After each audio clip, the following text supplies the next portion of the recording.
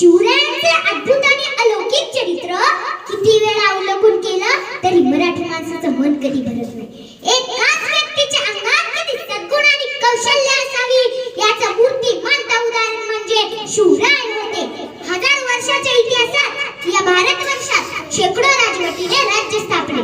चंद्रगुप्त मौर्य, सम्राट अशोक अशा काही राज्यांनी या राज्याचं साम्राज्यातही रूपांतर केलं.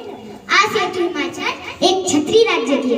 ही राज्ये आणि असे अनेक राजे राजवटी आले आणि गेले, पण 350 वर्षापूर्वी होऊन गेलेल्या एका महान पुरुषानं या भूमीत एक राज्य स्थापन केलं.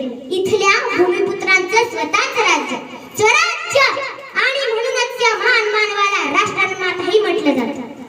आज शेकडो वर्ष उलटून सुद्धा या राष्ट्रमाताचे नाव इथल्या भूमिपुत्रांच्या मनावर, हृदयावर कोरले गेले. आणि ते नाव म्हणजे राजा शिवछत्रपती महाराज शतकर्ते शिवराय. कल्याणच्या सुभेदाराच्या सुनेला बहीण मानून चोळी लुगडं देऊन सन्मानाने तिची विजापुरास पाठवणी करण्यात आली. म्हणूनच प्रत्येक योद्धेपेक्षा शिवछत्रपती हे छत्रपतीने श्रेष्ठ ठरतात.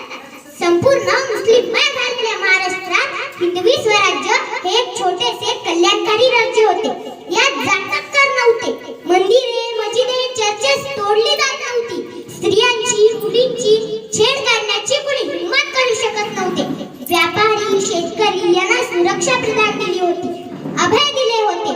शेवटी जाता जाता एवढंच म्हणते की प्रतिपचंद्र